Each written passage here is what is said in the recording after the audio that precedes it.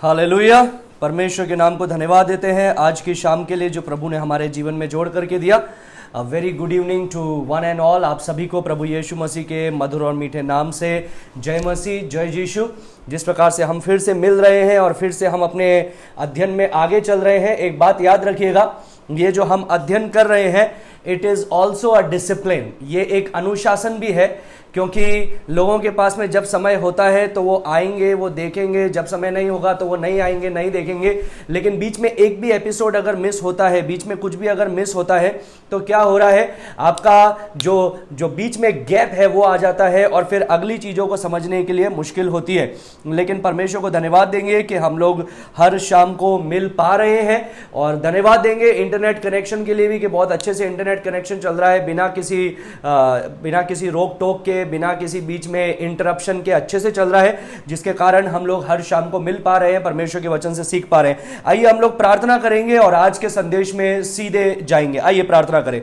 धन्यवाद देते हैं प्रभु इस शाम के समय के लिए जो तूने हमारे जीवन में दिया।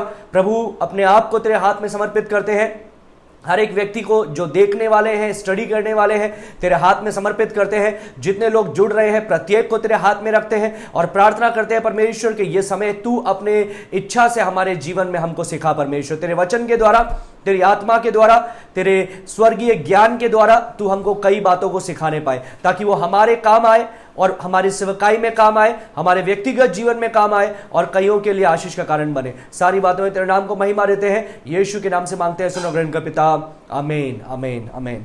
आइए हम लोग शुरू करेंगे। आज का जो हमारा अध्ययन है वो लिया गया है प्रकाशित वाक्य 9वां अध्याय, उसका 12 से 21, रेवलेशन चैप्टर 9 वर्स 12 थ्रू 21। 12वां पद हम लोगों ने कल भी देखा था, लेकिन हम लोग 13वां पद से शुरू करने की जगह एक पद बैक जाएंगे और 12वें पद से हम लोग शुरू करेंगे। And the subject is 4 killer angels. आज का जो विषय है वो है 4 हत्यारे स्वर्गदूत, 4 हत्यारे दूत। स्वर्गदूत मत लिखिए, 4 हत्यारे दूत लिखिए, 4 हत्यारे दूत, 4 killer angels. 6 trumpet, this talks about the 6 trumpet. ये 6ठी तुरही के बारे में हमको बताता है। And the key verse is Revelation chapter 9 verse 18। प्रकाशित वाक्य 9वां अध्याय उसके 18वें पद से अभी थोड़ी देर के अंदर हम लोग पढ़ेंगे प्रकाशित वाक्य 9 का 12 से 21 तक, और देखेंगे एक एक करके कि यहां पर प्रभु का वचन हमको क्या सिखा रहा है, ये 6ठी तुरही के बारे में परमेश्वर हमको क्या बातों को सिखा रहा है। लेकिन याद रखिएगा, हम जिस संसार में रहते हैं, परमेश्वर का वचन हमको बताता है कि तुम्हारा युद्ध मांस और लहू से नहीं लेकिन अंधकार की ताकतों से है। तो याद रखिए, हम एक आत्मिक मन रखने वाले लोग हैं और एक आत्मिक आईसाइट या व्यू पॉइंट रखने वाले, दृष्टिकोण रखने वाले लोग हैं। वचन के अनुसार हमें पता है कि एक आत्मिक स्तर पर जो कोई देख नहीं सकता है, अदृश्य स्तर पर एक युद्ध छिड़ा हुआ है। किसके बीच में? परमेश्वर उसके स्वर्गदूतों के बीच में और अंधकार के साम्राज्य के बीच में एक युद्ध छिड़ा हुआ है, और उसके बीच में है मनुष्य। अभी ये दोनों ही, जो ज्योति है वो हमको ज्योति में लेके जाना चाहते हैं और जो अंधकार है वो हमको अंधकार में लेकर के जाना चाहता है। और ये हमारे जीवन में हमारा निर्णय होता है कि do we want to become a companion of God और do we want to become the companion of Satan. क्या हम परमेश्वर का साथी बनना चाहते हैं या शैतान का साथी बनना चाहते हैं? ये इसके बीच में हम लोग खड़े हैं, परमेश्वर का साथी बनना या शैतान का साथी बनना, पवित्र स्वर्गदूत का साथी बनना या दुष्ट आत्माओं के साथी बनना, संतों का साथी बनना या पापियों का साथी बनना। ये हमारे ऊपर निर्भर करता है। जो हम मन फिराते हैं, विश्वास करते हैं, उसको बोलते हैं नया जन्म। मतलब अंधकार के साम्राज्य से निकल करके ज्योति के साम्राज्य में आए। अब इसका मतलब यह नहीं है कि हम न्यूट्रल हैं, हम ना इधर है ना उधर है, इसका मतलब ये नहीं है। इसका मतलब ये है कि दो साम्राज्य के बीच में एक संघर्ष चल रहा है, ज्योति और अंधकार, और वही हम लोग प्रकाशित वाक्य में देख रहे हैं। लेकिन एक और बात हमको गौर करने की है यहां पर कि हमारा जब जन्म होता है तो हमारा अंधकार का साम्राज्य में जन्म होता है, लेकिन अब हम निर्णय बनाते हैं ज्योति के साम्राज्य में आने के लिए, परमेश्वर के साथी बनने के लिए, स्वर्गदूतों के साथी बनने के लिए, संतों के साथी बनने के लिए। So there are 2 spheres. ये दो अलग अलग क्षेत्र है जिसके अंदर ये युद्ध छिड़ा हुआ है। अब एक और बात याद रखिएगा, जो हम लोग प्रकाशित वाक्य के अंदर देख रहे हैं इन दिनों के अंदर, ये समय के अंदर अंत के 7 साल का समय बता रहे हैं, उसके बाद में यीशु मसीह आएगा और यीशु मसीह अपने राज्य को 1000 साल के राज्य को स्थापित करेगा। और याद रखिएगा, ये 7 साल के अंदर भी सुसमाचार प्रचार किया जा रहा है, अनुग्रह प्रकट किया जा रहा है, करुणा दी जा रही है और प्रचारक घूमे जा रहे हैं, लेकिन लोग उन्हें स्वीकार नहीं कर रहे हैं। और फिर हम देखते हैं कि परमेश्वर की ओर से हाय उतरी। हम लोगों ने 3 हाय देखी, जो हम लोगों ने 8वें अध्याय के अंतिम पद में देखा था। जो स्वर्गदूत ने बड़ी आवाज में पांचवी तुरही फूंकने के बाद में बड़ी आवाज में स्वर्गदूत ने क्या बोला, चौथी तुरही फूंकने के बाद में बड़ी आवाज में उसने बोला, हाय हाय हाय पृथ्वी पर रहने वालों के लिए। और 5वीं तुरही के अंदर पहली हाय पूरी हो गई, 6ठी तुरही के अंदर दूसरी हाय आएगी और 7वीं तुरही के अंदर तीसरी हाय आएगी, जिसके द्वारा 7 कटोरे का न्याय भी खुलता है। तो आइए हम लोग सीधे वचन में जाएंगे, प्रकाशित वाक्य 9वां अध्याय 12 से 21, और हम लोग उसको पढ़ेंगे। परमेश्वर का वचन हमें क्या बताता है, एंजल पढ़ने में मदद करेगी। प्रकाशित वाक्य 9वां अध्याय उसके 12वें पद से 21वां पद, 12 से 21।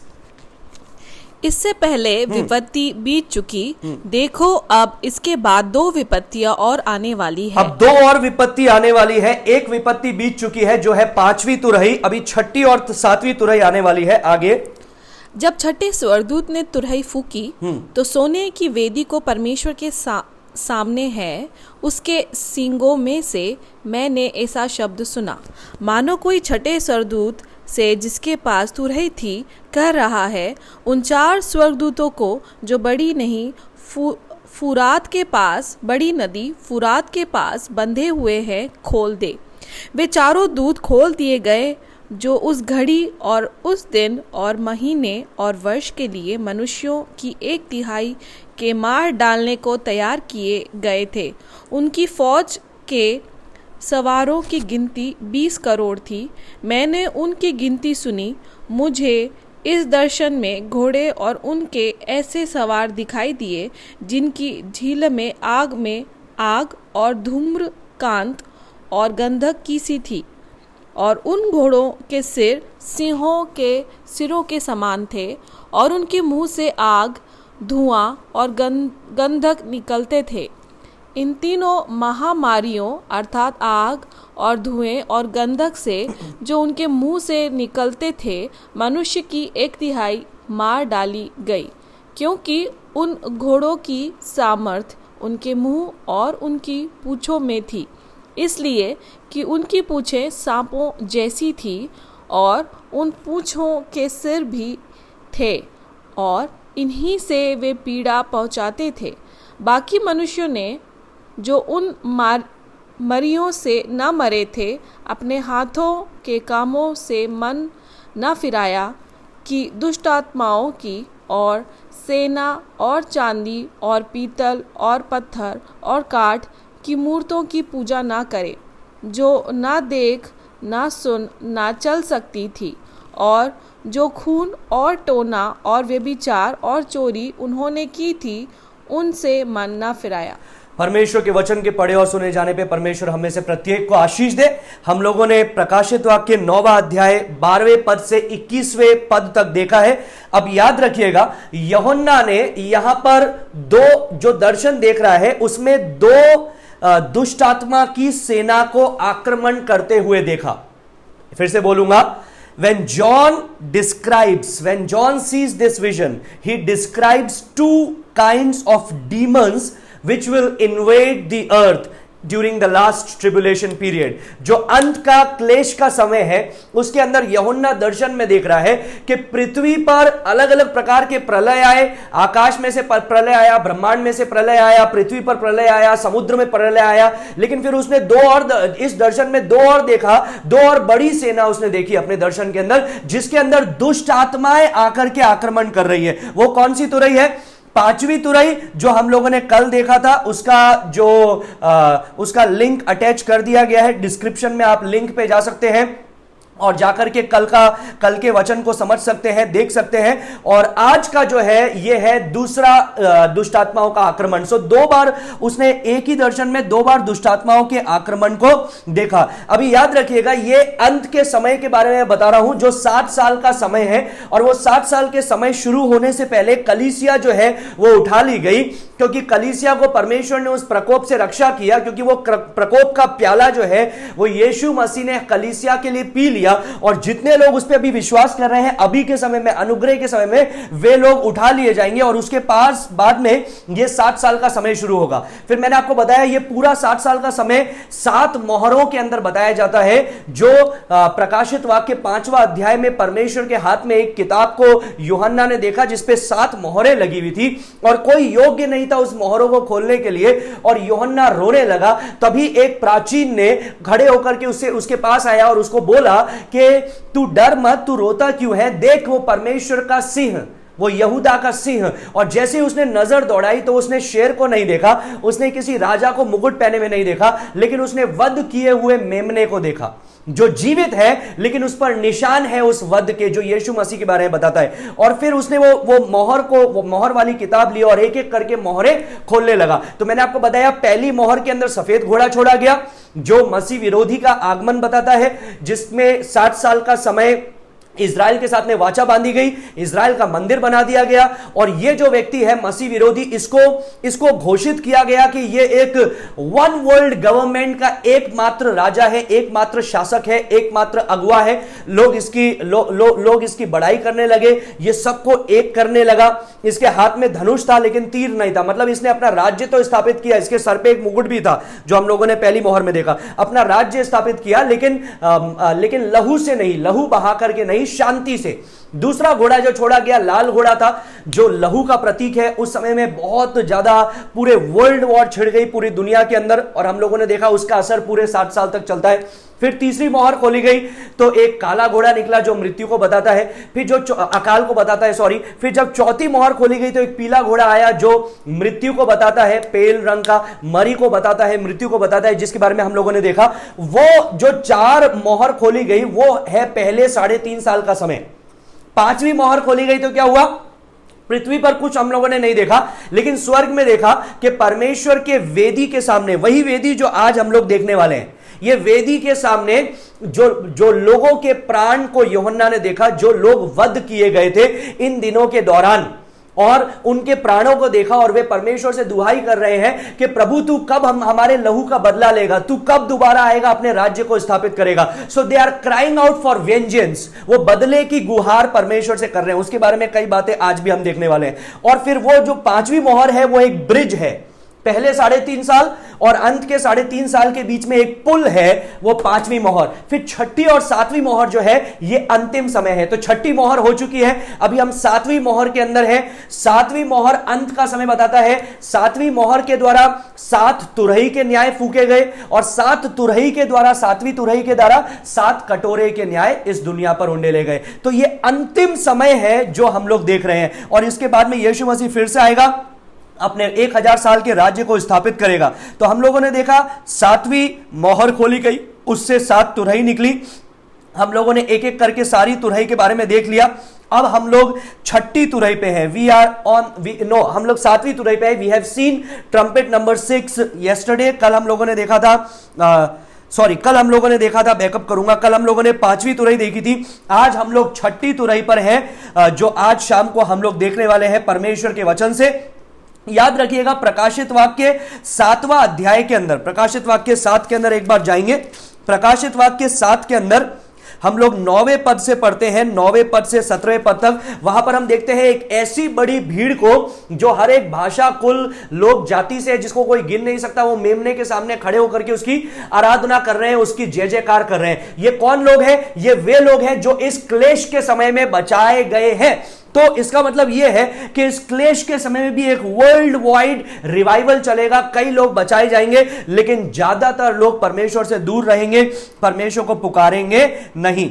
ये वो समय है जब इजराइल, जिसको उन्होंने बेधा है, उसकी ओर देखेगा और उनका उद्धार होगा। 1,44,000 हर एक गोत्र से, 12 गोत्र से 12,000, 1,44,000 यहूदियों को मोहर लगाया, जो हम लोगों ने 7वें अध्याय में देखा। और ये कौन है? ये वो है जो इस बाकी के समय के अंदर प्रचार करेंगे, अंत तक प्रचार करेंगे, और ये मारे नहीं जाएंगे, ये जीवित 1000 साल के समय के अंदर प्रवेश करेंगे। 5वीं तुरही के अंदर हम लोगों ने देखा कि 3 हाय हम लोगों ने देखा, उसमें से पहली हाय 5वीं तुरही के अंदर थी। अब याद रखिएगा पहला जो तुरही का न्याय हुआ वो किस पर हुआ था? भूमि पर हुआ था। दूसरा जो तुरही का न्याय हुआ था वो किस पे हुआ? समुद्र पे हुआ। तीसरा जो तुरही का न्याय हुआ वो फ्रेश वाटर, जो जल है, जो लोग पीते हैं, पीने लायक पानी, नदियां, सोते, उन पर हुआ। चौथा जो न्याय हुआ तुरही का वो किस पे हुआ? आकाश मंडल पे हुआ। और फिर जो पांचवा न्याय हुआ तुरही का, उसके अंदर हम लोगों ने देखा कि स्वर्ग से उसको चाबी दी गई शैतान को, और वो नीचे आया, और नीचे आकर के उसने क्या किया? उस पाताल को, अधोलोक को उसने खोला। वो अधोलोक की कुंजी थी, और जिसके अंदर कल हम लोगों ने बहुत विस्तार से चर्चा की। कल का वीडियोस आप जाकर के देखिएगा। और वहां से कई दुष्ट आत्माएं निकली, और हम लोगों ने देखा 5 महीने तक उनको अधिकार दिया गया कि वो लोगों को सताए। लेकिन कल मैंने आपको बताया था, लोग मरना चाह रहे थे, मरने के लिए इच्छा कर रहे थे, लेकिन वो मर नहीं पा रहे थे। Death was on a holiday. जो मृत्यु है वो छुट्टी पर चली गई थी। लोग पानी में कूद रहे थे जान देने के लिए, नहीं मर रहे थे। पहाड़ से नीचे कूद रहे थे, नहीं मर रहे थे। अलग अलग जगह जाकर के पॉइजन खा रहे थे, जहर खा रहे थे, मर ही नहीं रहे थे। तो 5 महीने के लिए उनको सताया गया, लेकिन वो मर नहीं रहे थे। इससे हम लोग आते हैं अभी 13वें पद के अंदर, 9 का 13। एंजल पढ़ने में मदद करेगी। 9 का 13 में क्या लिखा है देखेंगे हम लोग। जब मैंने फिर देखा, जब छठे स्वर्गदूत ने तुरही फूकी, जब छठे स्वर्गदूत ने तुरही फूकी, अंडरलाइन कर दीजिए छठा स्वर्गदूत, उसके ऊपर लिख दीजिए प्रकाशित वाक्य 8 का 2। प्रकाशित वाक्य 8 का 2 रेफरेंस लिख लीजिएगा। 9 का 13 पे 8 का 2 लिख दीजिएगा। ये कौन है? ये वो 7 स्वर्गदूत है जिनको बोलते हैं प्रेजेंस एंजल, जो परमेश्वर की उपस्थिति में खड़े रहने वाले दूत है। और मैंने आपको पिछले वीडियोस में जाकर के देखिएगा, मैंने आपको बताया था ये सारी चीजें कि प्रभु क्या कर रहा है, अंत दिनों के अंदर स्वर्गदूतों को इस्तेमाल ले रहा है अपने न्याय को पृथ्वी पर प्रकट करने के लिए। अब मैंने आपको बताया, एक बार फिर से अपने आपको रिमाइंड करूंगा, अपने आप को रिपीट करूंगा कि यूहन्ना इस दर्शन में 2 शैतानी दलों को आक्रमण करते हुए देख रहा है, शैतानी फौज को या शैतानी सेना को आक्रमण करते हुए देख रहा है। वो कौन सा है? 5वीं तुरही। और अभी दूसरा जो आक्रमण हो रहा है वो हो रहा है 6ठी तुरही के अंदर। तो आइए हम लोग आगे बढ़ेंगे और एक एक करके देखेंगे परमेश्वर हमको क्या बताता है। सबसे पहले 13वें पद को एंजल पूरी तरह से पढ़ लेगी और मैं उसका आपको पॉइंट लिख देता हूं। जब छठे स्वर्गदूत ने तुरही फूकी तो सोने की वेदी जो परमेश्वर के सामने है, उसके सींगों में से मैंने ऐसा शब्द सुना। वर्स नंबर 13, सबसे पहला जो पॉइंट हम लोग देख रहे हैं वो है कॉज ऑफ दिस इन्वेजन। सबसे पहला पॉइंट क्या है? Cause of this invasion. Hindi में लिख दीजिए इस आक्रमण का कारण। इस आक्रमण के पीछे आखिर हाथ किसका है? इस आक्रमण का कारण क्या है? किसने इस आक्रमण को शुरू किया? So what is the cause of this invasion? Verse number 13, ये जो 6ठी तुरही फूकी गई, इसका जो कारण हुआ वो क्या हुआ? हम लोगों ने 5वीं तुरही के अंदर देखा था कि वो शैतान को अधिकार दिया गया, अधोलोक की कुंजी दी गई। उसने क्या किया? जाकर के अधोलोक का जो शाफ्ट है, जो उसका मुख है, उसको खोला और उसमें से कई दुष्टात्माएं बाहर निकली और 5 महीने तक लोगों को उन्होंने सताया। अभी छठा स्वर्गदूत वो क्या कर रहा है? वो तुरही को फूक रहा है। और यहां पर हम लोग एक चीज देख रहे हैं, the 6th angel sounding comes from the 4 horns of the golden altar which is before God. एक बार फिर से पढ़ेंगे 13वें पद को। 13वें पद में क्या लिखा है? जब छठे स्वर्गदूत ने तुरही फूकी, जब छठे स्वर्गदूत ने तुरही फूकी, ये वो 7 स्वर्गदूतों में से जो परमेश्वर के सम्मुख खड़े रहते हैं उसमें से एक है, उसने तुरही फूकी। आगे, तो सोने की वेदी जो परमेश्वर के सामने है, तो सोने की वेदी जो परमेश्वर के सामने है, उसके सींगों में से मैंने ऐसा शब्द सुना। उसके सींगों में से मैंने ऐसा शब्द सुना। एक बार फिर से वहां पर वो बोलता है मैंने ऐसा शब्द सुना। I heard a voice, I heard a sound. In Greek it is one voice, it is singular. जो यूनानी भाषा में हम लोग देखते हैं वो सिंगुलर है, वो एक आवाज को बोल रहा है, वो एक विस्तृत आवाज को बोल रहा है। और ये आवाज किसकी हो सकती है? ये आवाज हो सकती है मेमने की, क्योंकि हम लोगों ने देखा सिंहासन पर परमेश्वर पिता है और सिंहासन पर वो मेमना है, तो वो उसके बीच में है।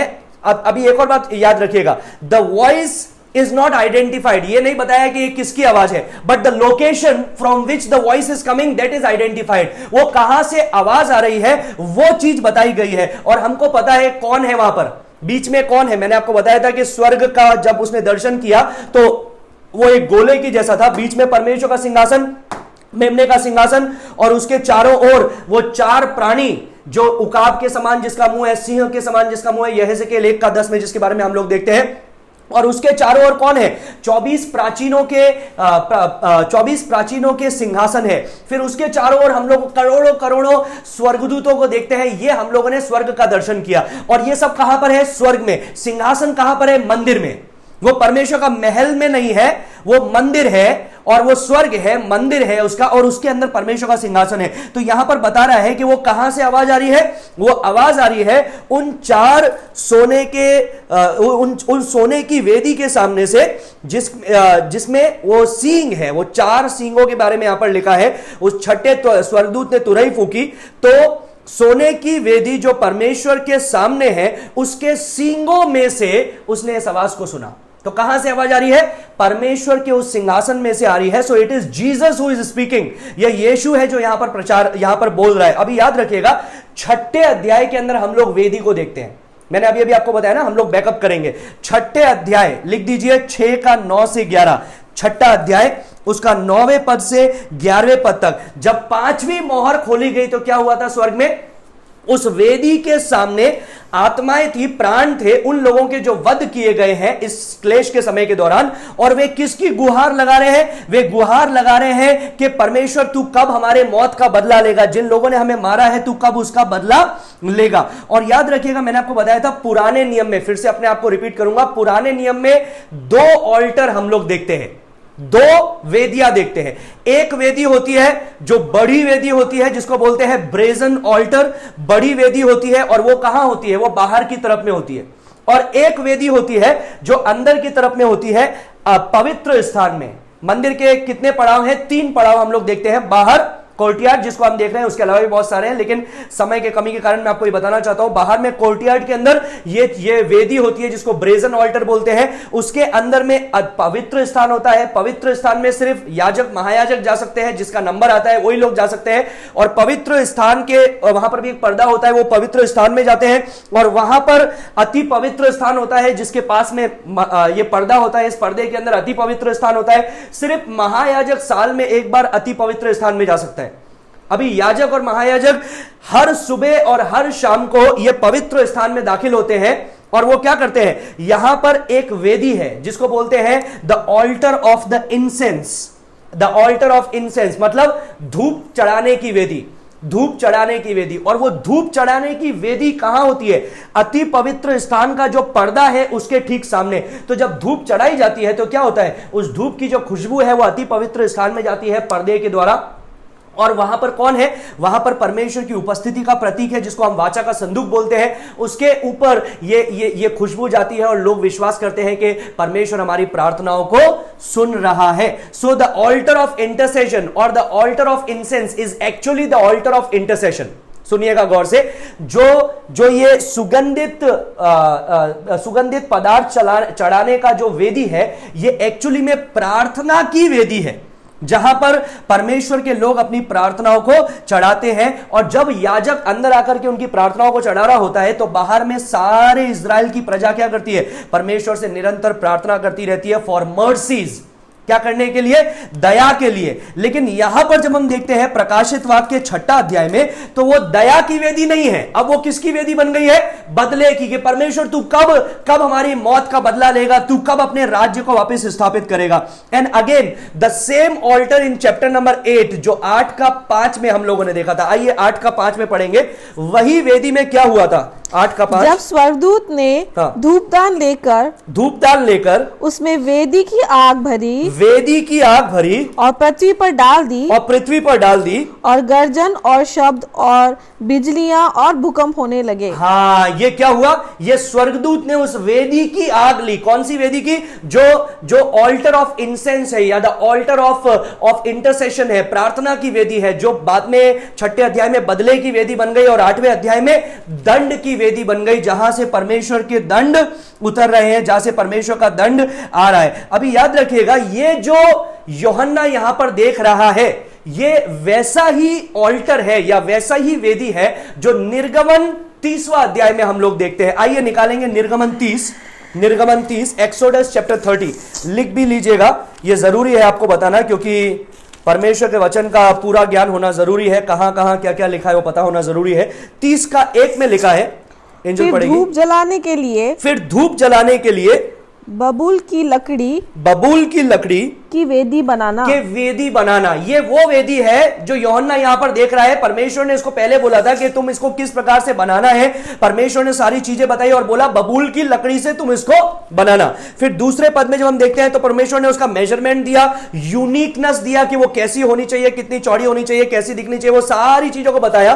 फिर तीसरे पद में लिखा है और वेदी के ऊपर वाले पल्ले और चारों ओर के बाजुओं और सींगों को चोखे सोने से मढ़ना। ये सींग कौन से है? ये वही सींग है जिसको हम लोग अभी प्रकाशित वाक्य 9वें अध्याय में देख रहे हैं। तो परमेश्वर ने ये सब इजराइलियों को बोल करके रखा था, उन्होंने बनाया था, और वही चीज को यूहन्ना कहां देख रहा है? स्वर्ग में देख रहा है। That same golden altar. And now come to verse number 4, चौथे में आएंगे 30 का 4 में। और हाँ, इसकी बाड़ के नीचे इसके आमने सामने के दोनों पल्लों पर सोने के दो कड़े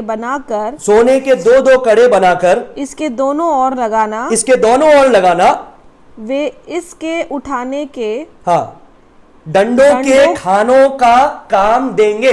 वो इसको उठाने के डंडों के खाने का काम देंगे। तो यहां पर हम देखते हैं परमेश्वर ने इनको वही रिंग्स बनाने के लिए बोला जो हम लोग अभी प्रकाशित वाक्य के अंदर देख रहे हैं। फिर जब हम लोग छठे पद में आते हैं तब हमको पता चलता है ये कहां पर रखी गई। छठे में लिखा है और तू उसको उस पर्दे के आगे रखना जो साक्षी पत्र के संदूक के सामने है। साक्षी पत्र के संदूक के सामने मतलब before the altar of, before the tabernacle, before the most holy place, वो अति पवित्र स्थान के सम्मुख। और लिखा है अर्थात प्रायश्चित वाले ढकने के आगे जो साक्षी पत्र के ऊपर है वही मैं तुझसे मिला करूंगा।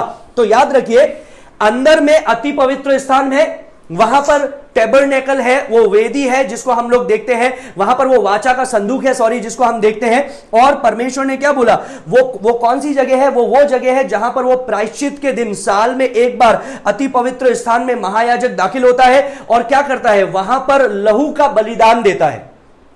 साल में एक बार लहू का बलिदान दिया जाता है और साल में 364 दिन सुबह शाम, दिन में 2 बार सुबह और शाम को वो बाहर के अंदर जो पवित्र स्थान है वहां पर वेदी के अंदर आकर के ये प्रार्थनाएं चढ़ाई जाती है। परमेश्वर के सम्मुख प्रार्थनाओं को चढ़ाया जाता है। जब 10वें पद में आते हैं तो वहां पर लिखा है and Aaron shall make atonement on its horn once a year. अंदर में क्या है? अंदर में वाचा का संदूक है। सिर्फ जो महायाजक है, उस समय हारून था, तो हारून साल में एक बार, जिसको डे ऑफ अटोनमेंट बोला जाता है, प्रायश्चित का दिन बोला जाता है, उस दिन वो अंदर आएगा और वो अति पवित्र स्थान में दाखिल होगा। उससे अंदर जाकर के अति पवित्र स्थान में जाएगा और अति पवित्र स्थान में जाकर के वो उस लहू को वहां पर चढ़ाएगा। याद रखिएगा, वो लहू के चढ़ावे के द्वारा, अब सुनिए, मैं इसको कनेक्ट कर रहा हूं, गौर से सुनिए, मिस मत कीजिएगा। उस लहू के चढ़ावे के द्वारा लोगों की प्रार्थनाएं साल भर सुनी जाती है। Without the sacrifice there is no other way to have access to commune with holy God. पर पवित्र परमेश्वर के साथ में संबंध बनाने के लिए बिना बलिदान के और कोई रास्ता नहीं है। इब्रानियों की पुस्तक में लिखा है क्राइस्ट इज आवर सेक्रीफाइस। यीशु मसीह हमारा बलिदान है, जिसने क्या किया? वो एक बार बलिदान हुआ और उसने एक नया रास्ता लोगों के लिए खोल दिया कि लोग परमेश्वर के साथ में संबंध बना सके।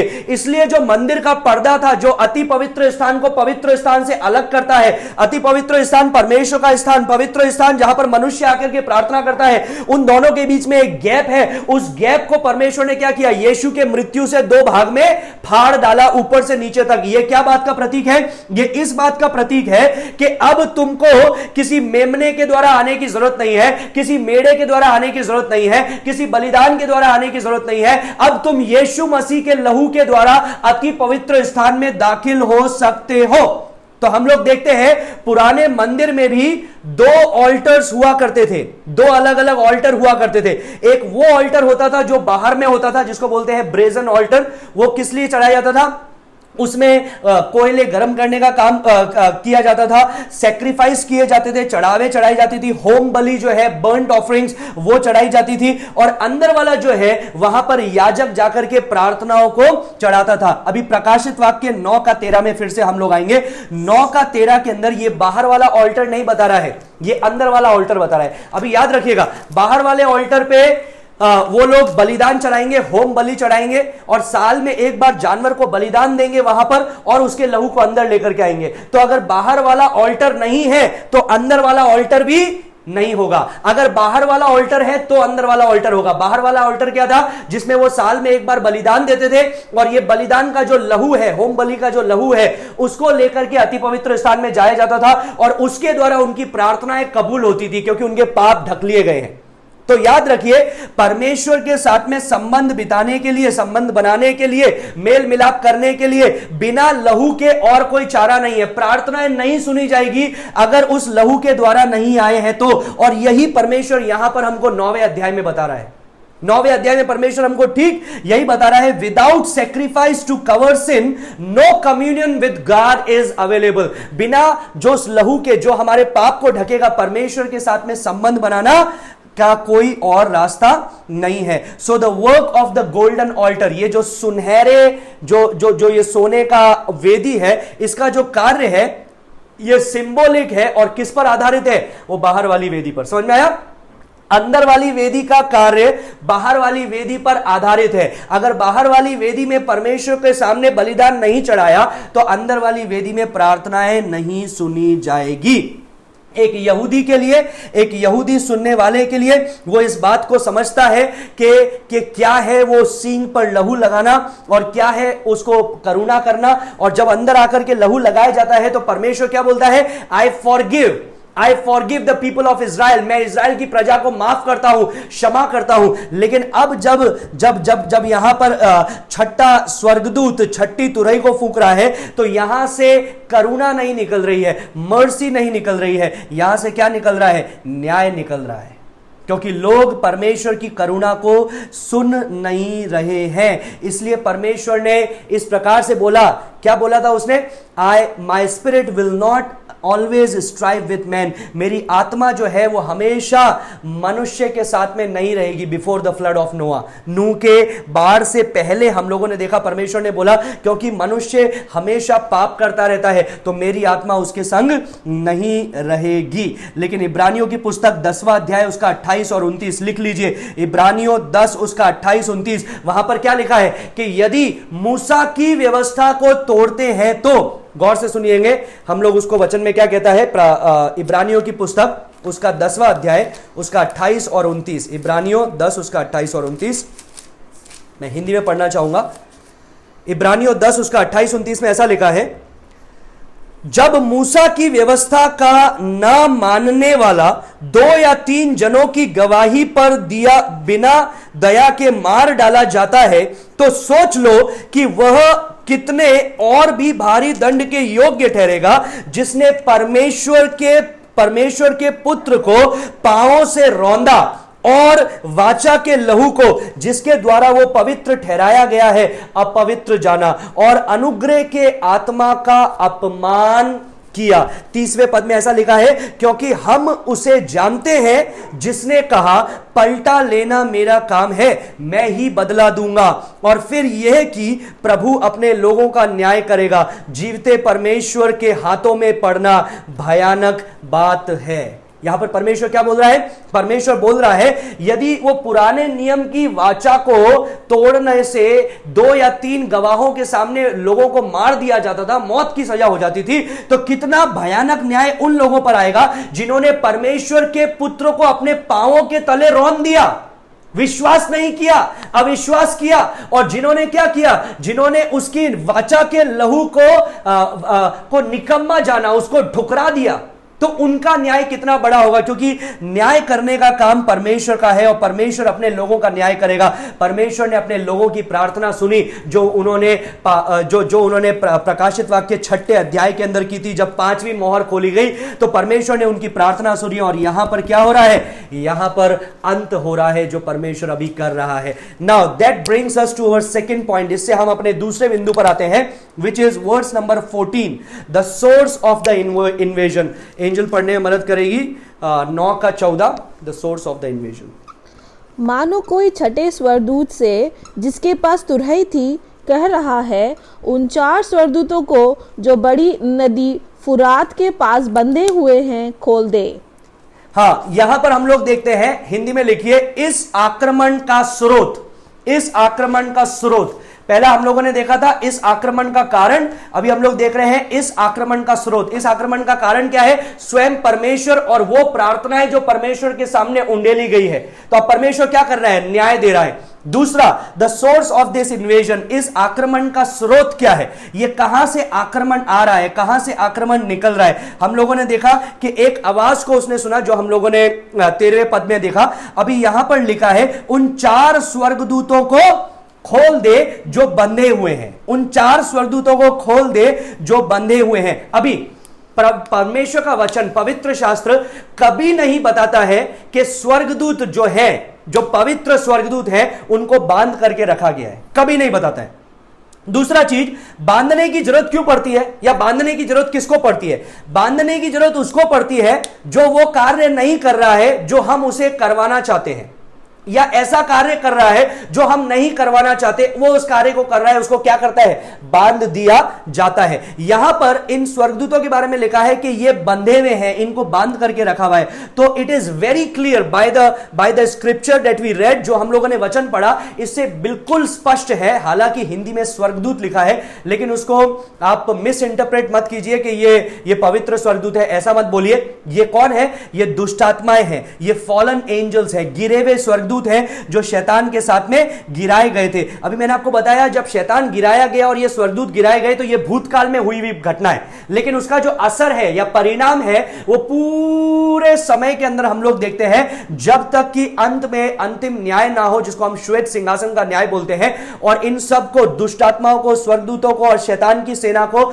सबको आग की झील में ना डाल दिया जाए, तब तक इनकी गिरावट का काम चलता रहता है। उसी चीज को हम लोग यहां पर देखते हैं। नाउ याद रखिए, शैतान नहीं चाहेगा अपनी प्रजा को बंधे हुए रखना। शैतान नहीं चाहेगा कि ये जो मेरी सेना है ये बंधे हुए रहे, लेकिन परमेश्वर ने, जो परमेश्वर सृष्टि करता है, सामर्थ्यशाली है, उसने इन 4 दूतों को या 4 दुष्टात्माओं को बांध करके रखा है। Now these 4 are apparently in charge of massive demon horde। याद रखिएगा, ये जो 4 दूत हैं, ये बड़ी दुष्टात्मा की सेना के इंचार्ज हैं। दुष्टात्मा पृथ्वी पर भी है, आज भी है, उस समय भी रहेगी। फिर हम लोगों ने देखा प्रकाशित वाक्य 12 में एक दुष्टात्मा की बड़ी सेना जो मिकाएल के साथ में, शैतान के साथ में युद्ध कर रही है आकाश के अंदर। फिर हम लोगों ने देखा कल एक दुष्टात्मा की बड़ी सेना जो अधोलोक में से निकली, लेकिन ये एक नई सेना है। ये 4 जो दुष्टात्माएं हैं, इनकी ये एक नई सेना है, जिसको हम लोगों ने अंत में देखते हैं कि 20 करोड़ की इनकी गिनती है। अभी यिर्मयाह 6 अध्याय लिख दीजिए, यिर्मयाह 6 अध्याय, यिर्मयाह 6 अध्याय पढ़िएगा और वहां पर आपको दिखेगा कि प्रभु के प्रकोप का दिन बताया गया है और इफ्रात नदी बताई गई है, फुरात नदी बताई गई है। परमेश्वर का दिन या प्रकोप का दिन, the day of the Lord, and the river Euphrates, जो फुरात नदी है, इन दोनों के बीच में संबंध है। These two are closely linked। वहां पर हमेशा आप देखते हैं कि जब परमेश्वर के दिन या न्याय के दिन या दंड के दिन के बारे में बताता है, उसमें यह फुरात नदी हमेशा संबंधित है। नाउ एक क्वेश्चन हमारे दिमाग में आता है कि आखिर ये कौन है जो फुरात नदी पर बांधे गए हैं, या परमेश्वर ने इन्हें क्यों बांधा है या कब बांधा है। हमको वो नहीं पता है कि कब बांधा है, लेकिन जब ये फुरात नदी की हिस्ट्री हम लोग पता करते हैं तो बहुत ही दिलचस्प चीजें हैं, गौर से सुनिएगा। सबसे पहली चीज, 4 नदियों के बारे में अदन के बगीचे के दौरान बताया गया है उत्पत्ति की पुस्तक में। उसमें से एक नदी कौन सी है? ये फुरात नदी है। जो एक और चीज याद रखना, जो प्री फ्लड, नूह के बाढ़ से पहले की फुरात नदी थी और नूह के बाढ़ के बाद की फुरात नदी है, उसमें बदलाव है, लेकिन उसका जो लोकेशन है, जो उसका क्षेत्र है, वो पहले के जैसा ही है। नाउ फुरात नदी कौन सी है? फुरात नदी वो है जहां पर पहला धोखा शुरू हुआ, जो शैतान ने आदम और हवा को दिया। फुरात नदी वो है जहां पर पहला पाप उपजा। फुरात नदी वो है जहां पर केन ने अपने भाई हाबेल को मार डाला। फुरात नदी वो है जहां पर बड़े भीड़ के लोगों ने धर्म त्याग किया, वो फ्लड से पहले, नूह की बाढ़ से पहले। और फुरात नदी वो है जहां पर इज़राइल पला बढ़ा, जहां पर इज़राइल आगे बढ़ा। और फुरात नदी वो है जहां पर हम लोग देखते हैं बेबीलोन जहां से निकला, या मेडो फारस जहां से निकला, वो है फुरात नदी।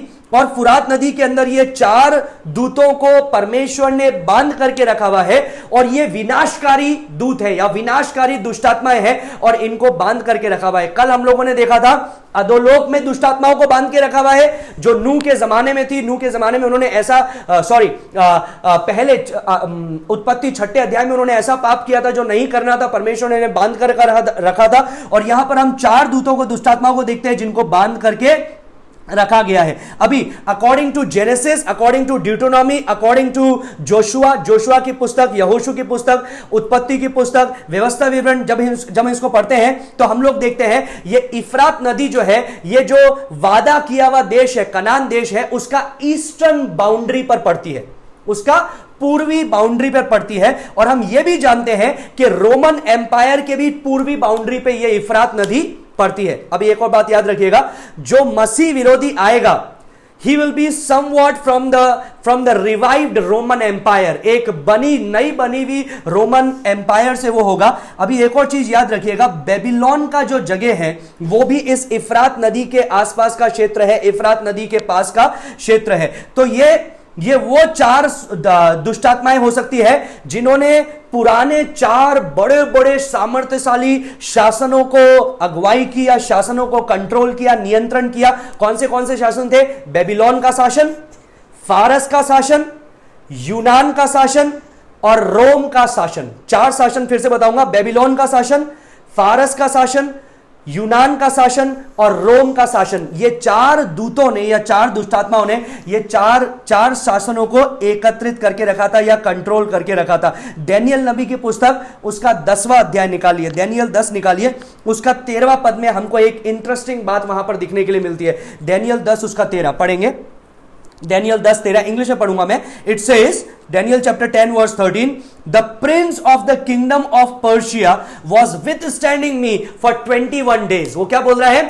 फारस के देश का जो राजकुमार है या फारस के देश का जो प्रधान है, उसने 21 दिन के लिए मुझे रोके रखा। ये कौन कह रहा है? ये वो स्वर्गदूत कह रहा है जो डैनियल नबी के लिए परमेश्वर के उत्तर को लेकर के आया था, लेकिन फारस के प्रधान ने उसको 21 दिन के लिए रोका रहा। और ये प्रधान कौन है? ये कोई व्यक्ति नहीं है, ये दुष्टात्मा के बारे में बताता है। तो फारस का भी एक प्रधान है, मतलब ये दुष्टात्मा है जो फारस को नियंत्रण कर रहा है। 20वें पद में जब हम आते हैं, 13 का 20 वहां पर लिखा है, do you understand why I came to you? क्या तू समझता है मैं तेरे पास में क्यों आया हूं? I am now going to return to fight against the prince of Persia. मैं जा रहा हूं फारस के उस प्रधान से युद्ध करने के लिए। So I am going forth and behold the prince of Greece is about to come. मैं वहां पर जा रहा हूं और यूनान का भी जो प्रधान है वो आ रहा है युद्ध करने के लिए। तो यहां पर आपको देखा, दुष्टात्माएं हैं जो ये बड़े बड़े सेना को या बड़े बड़े देशों को नियंत्रण कर रहा है। कौन सी? फारस को हम लोगों ने देख लिया, उसके ऊपर एक दुष्टात्मा है नियंत्रण करने वाला। यूनान को देख लिया, उसके ऊपर एक दुष्टात्मा है नियंत्रण करने वाला। और बेबीलोन और रोम के लिए भी दुष्टात्मा थी जो उनको नियंत्रण करने वाला। So it may be well to say that 4 world greatest empires had 4 great demonic power over them. ये 4 जो दुनिया के सबसे बड़े शासन है, इसके ऊपर 4 दुष्टात्माएं थी जो इनका नियंत्रण करने वाली थी। तो हो सकता है ये वही हैं जिनको परमेश्वर ने बांध करके रखा हुआ है। अभी याद रखिएगा, tower of Babel, you know about it, right? बाबुल की मीनार के बारे में आप लोग जानते हैं, जो ओरिजिनल बेबीलोन का जगह था। ओरिजिनल बेबीलोन का जगह था, वो स्थान था जहां से झूठे धर्म बनाए गए, जिसको आज भी हम लोग चलाते हैं, आज भी लोग चलाते हैं, जिसका एस्ट्रोलॉजी हुआ, पैंथीज्म हुआ, पॉलिथीज्म हुआ, आइडोलेट्री हुआ, स्पिरिटिज्म हुआ, naturalistic philosophies, these all were originated from the tower of Babel. ये बाबुल की मीनार से ये बनाई गई चीजें थी। So now you see, river Euphrates has a very demonic connection, very demonic area. आज भी जब उस स्थान को देखोगे तो वो स्थान है जहां पर सबसे ज्यादा मसीहों को सताया जाता है, सबसे ज्यादा अन्य जाति के लोग हैं जो मसीह को स्वीकार नहीं करते हैं, सबसे कट्टरपंथी लोग हैं जो पूरे दुनिया के अंदर हलचल मचा के रखे हुए हैं। मैप पे सर्च कीजिएगा आपके, ये रिवर यूफ्रेट्स आज कहां से जाती है, आपको पता चल जाएगा कि मैं किसके बारे में बता रहा हूं। सो अगेन, परमेश्वर यहां पर क्या ऑर्डर दे रहा है? परमेश्वर वो मेमना ऑर्डर दे रहा है, बोल रहा है कि इनको तुम छोड़ दो, रिलीज देम। तो सोचिए, अगर पूरे दुनिया के प्रिजन सेल्स जो बंदी गृह हैं उनको खोल दिया जाए, जितने काल कोठरी है उनको खोल दिया जाए, जहां पर सबसे डेंजरस मुजरिम रहते हैं उनको खोल दिया जाए, तो दुनिया का हाल क्या होगा? सोचिए, उससे कई गुना बुरा उस जमाने में होने वाला है, क्योंकि अधोलोक की कुंजियां शैतान के हाथ में थी और उसने खोल दिया अधोलोक को। और यहां पर हम लोग देखते हैं ये 4 दुष्टात्माओं को जो इफ्रात नदी पे बंधे थे, इनको भी खोल दिया गया है। Now that bring us to our point number 3। इससे हम लोग तीसरे बिंदु में आते हैं, the damage wrought by this invasion. लिख दीजिए, damage wrought, UGHT, by this invasion. ये है वर्ड्स नंबर 15। 15वें पद से हम लोग देखते हैं, हिंदी में लिखिए, इस आक्रमण से क्या क्षति हुई? इस आक्रमण से क्या क्षति हुई? Damage wrought by this invasion, इस आक्रमण से क्या क्षति हुई? मैंने आपको बताया था कि 5वें और 6ठे पद में 9 का 5 और 6 जो हम लोगों ने कल देखा था, उसके अंदर हमने देखा कि लोग मरने के लिए ट्राई कर रहे हैं। They want to die but the death went on holiday. वो मरना चाहते हैं लेकिन जो मृत्यु है वो छुट्टी पे चली गई है। लेकिन अभी 15वें पद में जब हम देखते हैं तो यहां पर हम देखते हैं मृत्यु छुट्टी से वापस लौट आई है, और ऐसी लौट आई है कि पृथ्वी के सब वासियों में से 1/3 लोगों को मार डाला गया। 1/3 का मतलब क्या होता है? हर 3 व्यक्ति में से 1 व्यक्ति मारा गया। तो हर घर में मातम है, हर जगह पर मातम है, लाशें ही लाशें हर जगह पर है। Now who release them? किसने उनको वहां से छोड़ा? इन दुष्टात्माओं को किसने छोड़ा? परमेश्वर ने छोड़ा। और परमेश्वर क्या कर रहा है? परमेश्वर उनके द्वारा भी अपने न्याय को इस पृथ्वी पर उंडेल रहा है। और यहां पर क्या लिखा है, कितने समय के लिए, मतलब किस समय के बारे में क्या लिखा हुआ है उसको हम लोग पढ़ेंगे।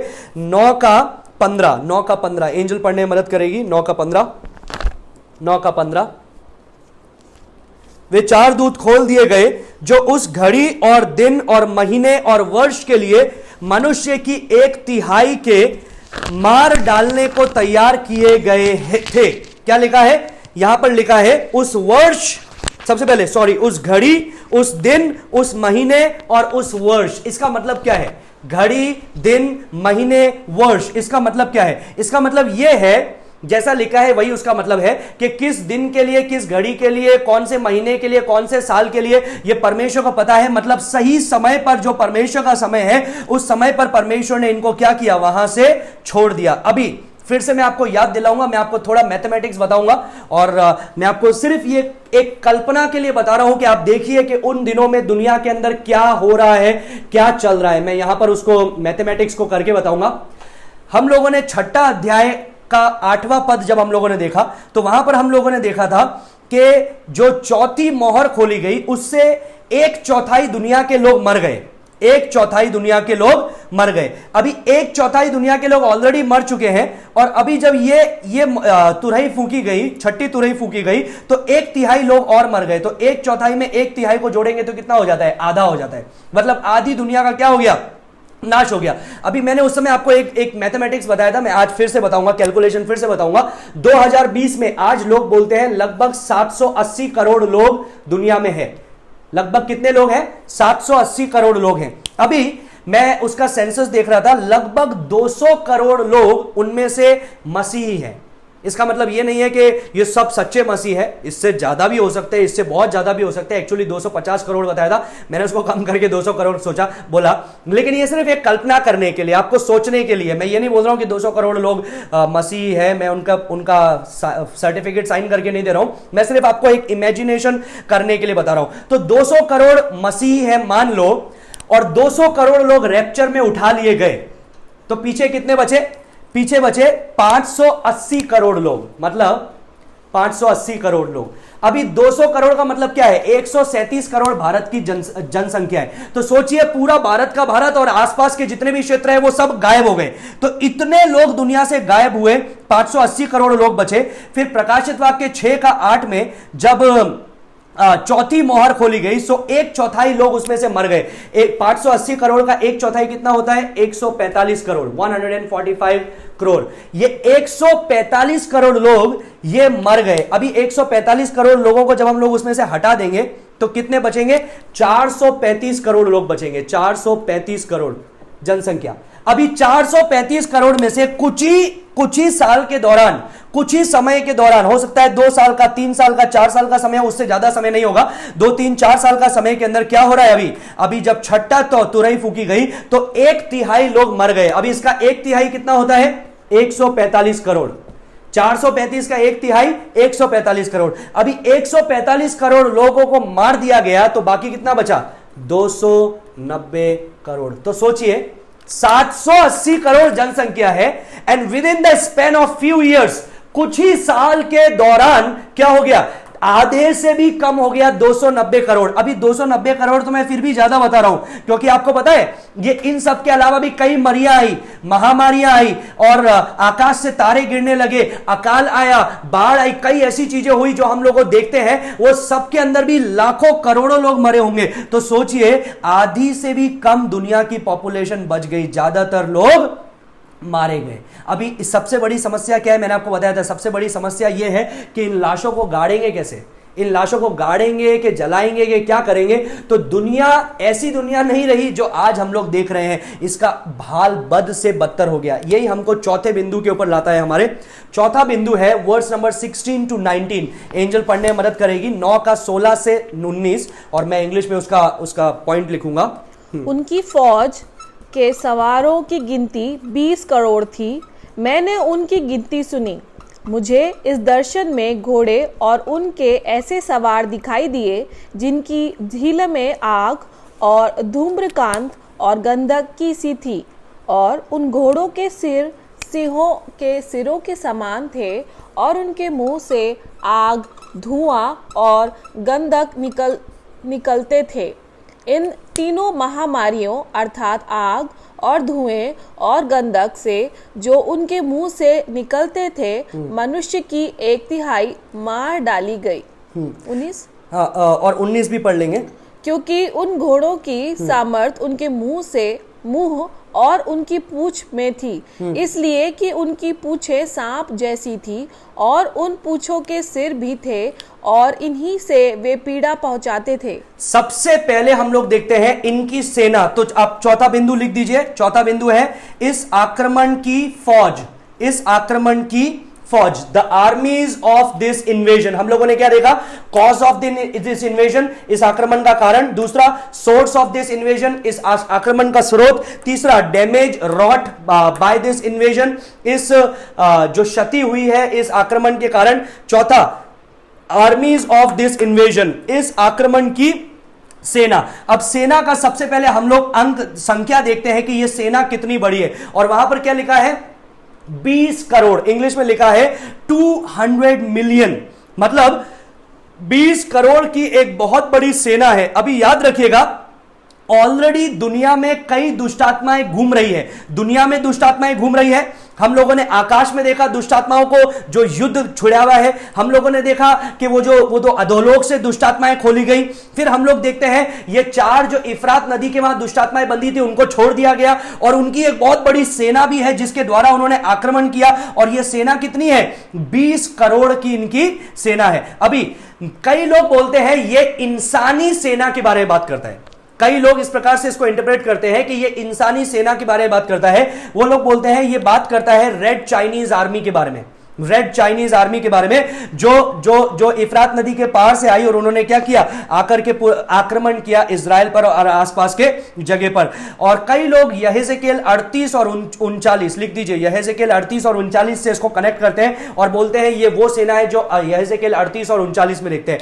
कई लोग इसको प्रकाशित वाक्य 16 का 12 से कनेक्ट करते हैं, प्रकाशित वाक्य 16 का 12 से कनेक्ट करते हैं। वो लोग बोलते हैं इफ्रात नदी सूख गई और वहां पर क्या हुआ, एक राजा जो पूरब से आया अपनी सेना के साथ में, लेकिन वहां पर संख्या नहीं लिखी हुई है कि वो राजा 20 करोड़ की सेना को लेकर के आया। दूसरी चीज, एक समस्या है ये सारे इंटरप्रिटेशन के अंदर कि वो जो सेना जो वहां पर हम लोग देखते हैं वो कटोरे के न्याय के समय में आया, लेकिन ये जो सेना हम लोग देखते हैं ये छठी तुरही के फूकने के दौरान आया। एक और बहुत बड़ी हमारी समस्या है कि वो जो बताया गया है कि 20 करोड़ की जो सेना आ रही है वो, और ये वाली जो सेना है जो हम लोगों ने प्रकाशित वाक्य 16 का 12 में देखी, जो कटोरे के न्याय के दौरान आएगी, ये दोनों अलग है। These are not the same. अभी एक और चीज आपको याद रखने की जरूरत है कि ये जो सेना है इसका डिस्क्रिप्शन दिया हुआ है, और जब हम इसका डिस्क्रिप्शन देखते हैं तो हमको पता चलता है कि ये कोई मनुष्य की बात नहीं कर रहा है। ये किसकी बात कर रहा है? ये बात कर रहा है दुष्टात्मा की एक सेना की। और ऐसा हो सकता है क्योंकि हम लोगों ने पहले भी अधोलोक से भी दुष्टात्माओं को निकलते हुए देखा, और हम लोगों ने देखा दुष्टात्माओं ने कैसे 5 महीने तक लोगों को पीड़ित किया। अभी अगर लोग बोलेंगे कि नहीं ये एक मनुष्य की सेना है, तो 20 करोड़ की सेना को चलने के लिए, जाने के लिए कितनी जगह चाहिए? मैं ऑनलाइन सर्च कर रहा था, 1.5 किलोमीटर चौड़ी होगी इनकी लाइन और 140 किलोमीटर लंबी होगी, and that is lot of people. वो एक बहुत बड़ी सेना है, and it is very difficult to cross the mountains and oceans and to kill 1/3 of the world. 1/3 दुनिया को खत्म करना ये ऑलमोस्ट असंभव सी बात है। तो उनकी जब हम लोग डिस्क्रिप्शन यहां पर देखते हैं 16 से लगा करके आगे तक, 16 से 19 तक, तो हमको देखने के लिए मिलता है कि ये किसी मनुष्य की डिस्क्रिप्शन नहीं है। कई लोग बोलते हैं ये बताता है कि ये सेना के जो लिखा हुआ है 16वें पद के अंदर कि 20 करोड़ की इनकी सेना थी। 17वें पद में लिखा है, इस दर्शन में घोड़े उनके ऐसे सवार दिखाई दिए जिनकी झीलम आग और धूम्रकांत और गंधक की सी थी, और उन घोड़ों के सिर सिंहों के सिरों के समान थे। कई लोग बोलते हैं कि यह बातचीत कर रहा है उस डिस्क्रिप्शन के बारे में जो हेलीकॉप्टर्स है या बाकी चीजें हैं, लेकिन ऐसा नहीं है। जब हम इसको साफ रीति से पढ़ते हैं तो हमको स्पष्टता से पता चलता है कि यह दुष्टात्माओं के बारे में लिखा है, जो दुष्टात्माओं की सेना आएगी। दूसरा चीज हम लोग देखते हैं संख्या के बाद में, देयर डिस्क्रिप्शन लिख दीजिए, देयर डिस्क्रिप्शन मतलब उनका विवरण, जो 17वें पद में हम लोग देखते हैं। संख्या 16वें पद में हम लोगों ने देखा, विवरण 17वें पद में। 17वें पद में इनका विवरण जब हम देखते हैं तो हम लोग 3 रंगों को यहां पर देखते हैं। कौन सा रंग? लाल। दूसरा रंग क्या है? 17वां पद पढ़ेंगे, 9 का 17, इंग्लिश में लिखा है, मुझे इस दर्शन में घोड़े और उनके ऐसे सवार दिखाई दिए जिनकी झील में आग और धूम्रकांत और गंधक की सी थी। झील में कैसी थी? आग और धूम्रकांत और गंधक की सी थी। और उन घोड़ों के सिर सिंहों के सिरों के समान थे। सिंहों के सिरों के समान उनके सर थे। अभी आग और धूम्रकांत और गंधक के समान थी। अभी आग का रंग क्या होता है? लाल। धूम्रकांत का रंग क्या होता है? उसको सल्फर बोलते हैं। सल्फर का रंग क्या होता है? पीला। तीसरा जो क्या आग धूम्रकांत और गंधक सॉरी गंधक का कलर किस प्रकार से होता है? हम लोग देखते हैं काला रंग या नीला रंग, जिसको हम देखते हैं। These are the colour of hell. ये नरक के रंग है जो हम लोग देख रहे हैं यहां पर। अभी कैसे वो नरक के रंग है मैं आपको बताऊंगा, उस वर्ड्स को हम लोग कनेक्ट करेंगे। 17वें पद में क्या लिखा है उसको अंत में हम लोग देखेंगे, 17 का अंत में। और उनके मुंह से आग धुआं और गंधक निकलते थे। So they also have power, this demons have power. और वो क्या कर रहे हैं? लोगों को मार रहे हैं उस शक्ति के साथ में। अब सी, इसके अंदर हम लोग इस सेना के बारे में तीसरी चीज जो देख रहे हैं वो है power of this army. Power of this army, power of this army, वो हम लोग देख रहे हैं पद 18 और 19 में से। 18 और 19 में से देख रहे हैं इसकी शक्ति के बारे में। 18वें पद में लिखा है 1/3 लोगों को मार डालने की उनके पास में शक्ति थी, और उन्होंने 1/3 लोगों को क्या कर दिया? मार दिया। अभी there is a question, can demons kill? क्या दुष्टात्माएं मार सकती है? हाँ, मनुष्य मार सकता है और दुष्ट आत्माएं भी मार सकती है। आपको याद है यीशु सुसमाचारों के अंदर लिखा हुआ है, यीशु के सामने एक लड़के को लाया गया और उस लड़के के अंदर दुष्ट आत्माएं थी और वो लड़का क्या करता था, बार बार अपने आप को कहां फेंकता था, आग के अंदर, आग और पानी के अंदर बार बार अपने आप को वो क्या कर रहा था, फेंकता था। दे वांट टू किल, ये जो दुष्ट आत्माएं है ये मारना चाहती है और ये दुष्ट आत्माएं यहां पर मारेगी। कैसे मारेगी? आग के साथ में, दूसरा धुएं के साथ में लोगों को सफोकेट करके, और तीसरा उस गंधक के साथ में लोगों को उस जहरीली गैस के द्वारा लोगों को वो मारेगी। अभी प्रकाशित वाक्य 14 का 10 में पढ़ेंगे, क्या लिखा है प्रकाशित वाक्य 14 का 10, 14 का 10 जल्दी से, प्रकाशित वाक्य 14 का 10। वह परमेश्वर के प्रकोप, वो परमेश्वर के प्रकोप की नीरी मदिरा जो उसके क्रोध के कटोरे में डाली गई जो है, उसके क्रोध के कटोरे में डाली गई, पिएगा और पवित्र स्वर्गदूतों के सामने और मेमने के सामने आग और गंधक की पीड़ा में पड़ेगा। आग और गंधक की पीड़ा में पड़ेगा। ये नरक को बताने के लिए बताया जा रहा है। That people who worship the beast, this will be there end. जो लोग उस पशु को आराधना करेंगे, पूजा करेंगे, उनका अंत इस प्रकार से होगा। आइए कुछ पद आगे चलेंगे, प्रकाशित वाक्य 19 का 20 पढ़ेंगे। प्रकाशित वाक्य 19 का 20 ये लिखा हुआ है पशु के बारे में और झूठे भविष्यवक्ता। वह पशु और उसके साथ वह झूठा भविष्यवक्ता, पशु और उसके साथ झूठा भविष्यवक्ता पकड़ा गया, जिसने उनके सामने ऐसे चिन्ह दिखाए थे जिनके द्वारा उसने उनको भरमाया, जिन पर उस पशु की छाप थी, और जो उसकी मूर्ति की पूजा करता था, ये दोनों जीते जी उस आग की झील में जो गंधक से जलती है डाले गए। आग की झील में डाले गए जो गंधक से जलती है। फिर से याद रखिएगा, ये जो दुष्टात्माएं 20 करोड़ की सेना जो नाश कर रही है, जिस आग से, गंधक से, धुएं से, धूम्रकांड से जो लिखा हुआ है, वो वही चीज है जो नरक के अंदर होने वाली है। 20 का 10 पढ़ेंगे, 20 का 10, प्रकाशित वाक्य 20 का 10 लिखते भी जाइएगा आप। 20 का 10। उनका भरमाने वाला शैतान आग और गंधक की उस झील में, जिसमें वह पशु और झूठा भविष्यवक्ता भी होगा, डाल दिया जाएगा। तो फिर से आग की झील जो नरक को बताती है, नरक और जो अधोलोक है वो आग की झील में अंत में डाल दिया जाएगा। और वहां पर वही बता रहा है गंधक से जो जल रही है। 21 का 8 पढ़ेंगे, प्रकाशित वाक्य 21 का 8। याद रखिएगा, मैं सब पैसेज को मिला करके आपको बता रहा हूं ताकि आपको समझ में आए हो क्या रहा है। परंतु डरपोकों और अविश्वासियों और घिनौनों और हत्यारों और व्यभिचारियों और टोन्हों और मूर्ति पूजकों और सब झूठों का भाग उस झील में मिलेगा जो आग और गंधक से जलती रहती है। जो आग और गंधक से जलती रहती है, इतना काफी है। अभी क्या हो रहा है, तो हमको सीधा सीधा यहां पर पता चल रहा है कि ये जो 20 करोड़ की सेना है, ये कहां की सेना है? नरक की सेना है। और ये वही करेंगी जो नरक में हो रहा है और जो नरक में भविष्य के अंदर होगा, आग की झील में होगा। वो लोगों को क्या कर रही है? लोगों को एक टेस्ट दे रही है, एक स्वाद दे रही है कि भविष्य के अंदर आग की झील में क्या होने वाला है, उसका स्वाद इस प्रकार से होगा। और 1/3 लोगों को वो क्या करेगी? मार डालेगी। आइए फिर से हम लोग आते हैं प्रकाशित वाक्य 9 का 19 के अंदर, और इसमें जो यूहन्ना है वो किस बातों को जोड़ रहा है? वो एक और चीज को जोड़ रहा है। इतना काफी नहीं है कि वो आग से, गंधक से और धुएं से लोगों को मारेगी, इतना काफी नहीं है। 19 में एक और चीज लिखा है कि उन घोड़ों के की सामर्थ्य उनके मुंह में होगी और उनके पूंछों में भी होगी। मुंह में होगी और पूंछों में भी होगी, means nobody can escape them, उनसे कोई बच नहीं सकता है। दोनों तरफ से वे क्या करेंगे? लोगों को मारेंगे, दोनों तरफ से वो लोगों का घात करेंगे। ये एक मनुष्य का विवरण नहीं है।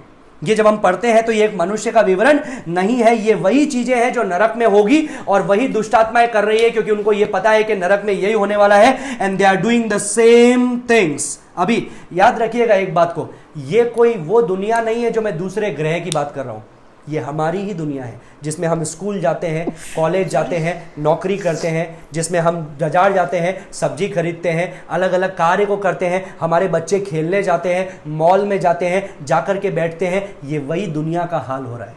ये उसी दुनिया के बारे में लिखा हुआ है। And what is the result of this invasion, आखिरी इसका क्या परिणाम निकलेगा, लिखिए 5वां, result of this invasion, result of this invasion, ये है 20 और 21 में लिखिए, the result of this invasion, इस आक्रमण का परिणाम क्या निकला, इस आक्रमण का परिणाम क्या हुआ। सोचिए, आप यही सोच रहे होंगे कि अगर मैं उस जगह पर होऊंगा तो मैं तो जरूर यीशु के चरणों में गिर जाऊंगा, माफी मांग लूंगा, मैं उसके अनुग्रह को ग्रहण कर लूंगा, मैं अपने मुंह के बल गिर करके उससे क्षमा मांगूंगा, मन फिराव करूंगा और मैं विश्वास करूंगा। लेकिन याद रखिए, इन लोगों ने जो ये लोग हैं, इन्होंने ऑलरेडी बहुत कुछ देख रखा है, बहुत कुछ ऑलरेडी देख लिया है, ऐसे ऐसे न्याय देख लिए हैं जो एक के बाद में एक भीषण न्याय है। इन्होंने देख लिया है कि जो इनके लिए सबसे बहुमूल्य था, इनका परिवार वाले मारे गए। जब चौथी मोहर खोली गई तो 1/4 मर गए, मतलब हर 4 का परिवार है तो एक व्यक्ति मर गया, तो मातम छा गया। अभी जब ये 6वीं तुरही फूकी जा रही है तो 1/3 मर गए, 3 बचे थे, अब उसमें से भी 1 मर गया, तो 2 रह गए। तो सोचिए, जो इनका सबसे करीबी है, जो इनकी संपत्ति है, जो इनका सब कुछ है, वो इनके आंखों के सामने उजड़ गया। इन्होंने उस मसीह विरोधी की दुष्टता को देखा और शैतान के सामने उसकी दुष्टता को देखा, और इन्होंने क्या किया, सुसमाचार को भी सुना, लेकिन सुसमाचार को इन्होंने रौंदा। इन्होंने उस अनुग्रह के सुसमाचार को रौंदा, परमेश्वर के अनुग्रह को रौंदा। इब्रानियों की पुस्तक में लिखा है, इन्होंने यीशु को अपने पैरों के नीचे रौंदा। जो यीशु के वाचा का लहू है, उसको निकम्मा ठहराया, उसको अस्वीकार किया। इन्होंने कई परमेश्वर के लोगों को मारा, यहूदियों को मारा, मसीहों को मारा, और ये सब होते होते होते होते यहां पर लिखा है कि अब उन्होंने क्या किया। 20वें पद में क्या लिखा है, क्या उन्होंने मन फिराव किया? नहीं। 20वें पद को पढ़ेंगे, 9 का 20, क्या हुआ। बाकी मनुष्यों ने उन मरियों से ना मरे थे, जो अभी भी बचे हुए हैं, उन्होंने क्या किया, अपने हाथों के कामों से मन ना फिराया। They did not repented, उन्होंने मन नहीं फिराया। याद रखिएगा, repentance is always the issue. मन फिराव ही हमेशा एकमात्र इशू है, एकमात्र मुद्दा है। किससे मन फिराना है? पाप से मन फिराना है। इसलिए यीशु मसीह ने लूका 24 के अंदर उसका 47 पद में बोला कि मन फिराव का संदेशा सारे जातियों में प्रचार करो, सभी लोगों को इस मन फिराव के वचन को प्रचार करो। और 21वें पद में यह दोबारा लिखा है 21 के अंदर कि उन्होंने मन ना फिराया। ट्वाइस इट इज रिटन, 2 बार लिखा है, अंडरलाइन कर दीजिए उस शब्द को, 2 बार लिखा है। 20वें पद में लिखा है हाथों के काम से मन ना फिराया, और फिर लिखा है उन्होंने मन ना फिराया। याद रखिएगा, ये 7वां अभी तुरही फूकी जाने बाकी है, और 7वीं तुरही के द्वारा 7 कटोरों का न्याय आएगा। 16 का 1 में लिखा हुआ है, जब 7वां कटोरा उंडेला जाएगा, 16 का 1 के अंदर 7वां कटोरा उंडेला गया, लिखे पढ़ेंगे उसको। 16 फिर मैंने मंदिर में किसी को ऊंचे शब्द से उन 7 स्वर्गदूतों से यह कहते सुना, जाओ परमेश्वर के प्रकोप के 7 कटोरों को पृथ्वी पर उंडेल दो। 7 कटोरों को पृथ्वी पर उंडेल दो। तो 7 कटोरे जो है वो पृथ्वी पर उंडेले जा रहे हैं। 9वें पद में क्या लिखा है, मनुष्य बड़ी तपन से झुलस गए और परमेश्वर के नाम की, जिसे इन विपत्तियों पर अधिकार है, निंदा की, पर उसकी महिमा करने के लिए मन ना फिराया। They did not repented, परमेश्वर की उन्होंने निंदा की, परमेश्वर को बुरा बोला। 11वें पद में लिखा है, और अपनी पीड़ाओं और फोड़ों के कारण स्वर्ग के परमेश्वर की निंदा की, पर अपने अपने कामों से मन ना फिराया। 21वें पद में क्या लिखा है, आकाश से मनुष्य पर मन भर के बड़े ओले गिरे, इसलिए कि यह विपत्ति बहुत ही भारी थी। लोगों ने ओलों की विपत्ति के कारण परमेश्वर की निंदा की। They did not repented, they blasphemed the name of the Lord, परमेश्वर के नाम की निंदा की। अभी वो ऐसे पॉइंट पर आ चुके हैं, इतना सब कुछ सहन करके, सुसमाचार को अनदेखा करके, कि उनका हृदय कठोर हो गए। इसलिए मेरे प्रिय भाइयों बहनों, जितने लोग सुन रहे हैं, जितने लोग सुनेंगे, मैं आपको बोलना चाहता हूं कि जो परमेश्वर का वचन दिल को पिघला सकता है, वो परमेश्वर का वचन दिल को कठोर भी कर सकता है। परमेश्वर का वचन कहता है पुराने नियम में, भजन संहिता के अंदर परमेश्वर का वचन इस प्रकार से कहता है कि टूटा हुआ मन परमेश्वर के सामने ग्रहण योग्य है। broken heart, broken and contrite heart is acceptable unto the Lord. परमेश्वर के सामने ग्रहण योग्य है। लेकिन अब इन्होंने क्या किया? They literally worshipped the dragon, they literally worshipped Satan. इन्होंने उस शैतान की पूजा करने लगे और शैतान की आराधना करने लगे। 12 का 9 में क्या लिखा है? 12 के 9 को पढ़ेंगे जल्दी से। 12 का 9। तब वह बड़ा अजगर अर्थात वही पुराना सांप जो इब्लीस और शैतान कहलाता था और सारे संसार का भरमाने वाला है। सारे संसार का वो भरमाने वाला है। इतना काफी है। वो क्या करने वाला है? सारे संसार का भरमाने वाला है। और उसने लोगों को भरमाया और इन लोगों ने उसकी आराधना करना चालू किया। 13 का 4 पढ़ेंगे। इन लोगों ने उसकी आराधना करना चालू किया, पूजा करना चालू किया। लोगों ने अजगर की पूजा की, लोगों ने अजगर की पूजा की क्योंकि उसने पशु को अपना अधिकार दे दिया था। पशु को अपना अधिकार दे डाला। इतना काफी है। उन्होंने क्या किया? उसकी पूजा करने लगे। अभी 20वां पद और 21वें पद में जब आप देखते हैं प्रकाशित वाक्य 9 का 20 और 21, वहां पर 5 चीजें बताई गई है जो इन लोगों की अनाज्ञाकारिता है या इन लोगों का आज्ञा का उल्लंघन है। उसमें से सबसे पहली चीज क्या है? 20वें पद में क्या लिखा है? मूर्ति पूजा, आइडोलेट्री, मूर्ति पूजा। वर्स नंबर 20 के अंदर, they did not repent from the works of their hand, उन्होंने अपने हाथ के कामों से मन ना फिराया। 20 में क्या लिखा है? उन्होंने अपने हाथ के कार्यों से मन ना फिराया। मतलब जो उन्होंने अपने हाथों से बनाए हैं, जिस ईश्वर को उन्होंने अपने हाथों से बनाया है, उन्होंने उससे मन ना फिराया। Now this is very important. ये बहुत जरूरी है इस बात को देखने के लिए। और यहां पर 20 का बीचों बीच क्या लिखा हुआ है? कि दुष्टात्माओं की और सोने और चांदी और पीतल और पत्थर और काठ की मूर्तियां की पूजा ना करें। Now idol worship in one sense it is worshipping nothing, but in other sense idol worship is also demonic worship, what we see here. ये मैं नहीं कह रहा हूं, ये परमेश्वर का वचन कह रहा है, ये बाइबल कह रहा है। और यहां पर लिखा है क्यों? क्योंकि उन्होंने उस शैतान की पूजा की, उन्होंने उस अजगर की पूजा की, वो उसके सामने झुक गए। और यहां पर क्या लिखा है? 20वां पद बहुत ही खूबसूरत है। यहां पर लिखा है कि ये सब देखने के बाद में भी उन्होंने अपने हाथों के काम से मन ना फिराया और दुष्टात्माओं की और सोने और चांदी और पीतल और पत्थर और काठ की मूर्तियां, मतलब लकड़ी की मूर्तियों की पूजा ना करे। और जो ना देख सकती है, ना सुन सकती है, ना चल सकती है। उन्होंने मन नहीं फिराया। वो देख रहे हैं कि ये हमको बचा नहीं रही है, वो देख रहे हैं कि ये हमको बचा सकती भी नहीं है, लेकिन फिर भी उन्होंने अपने मन को ना फिराया। उनका मन कठोर हो गया। दूसरा चीज यहां पर लिखा हुआ है 21वें पद में, मर्डर, हत्या।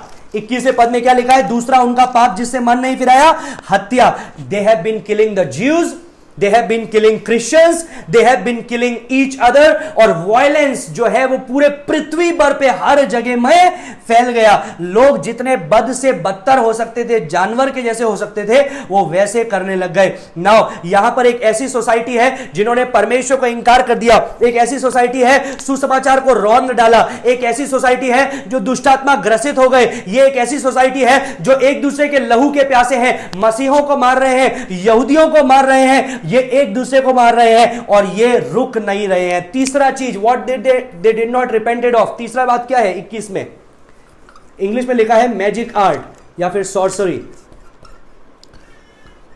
और जो खून और टोना और व्यभिचार और टोना, हिंदी में लिखा है टोना। अब एक बात गौर से सुनिएगा, ये जो सॉर्सरी शब्द है ये यूनानी शब्द से आता है और वो यूनानी शब्द है फार्माकिए। ये यूनानी शब्द से आता है सॉर्सरी शब्द। फार्माकिए से हमको एक शब्द मिलता है फार्मेसी या फार्मास्यूटिक्स या ड्रग्स। ये शब्द निकलता है कहां से? सॉर्सरी। तो ये सिर्फ जादू टोना, हिंदी में तो सिर्फ जादू टोना लिखा है, लेकिन यूनानी भाषा में लिखा है फार्माकिए, दैट ऑल्सो मीन्स ड्रग्स। वो जो ऐसी मृत्यु होगी, मौत होगी, तो लोग क्या करेंगे?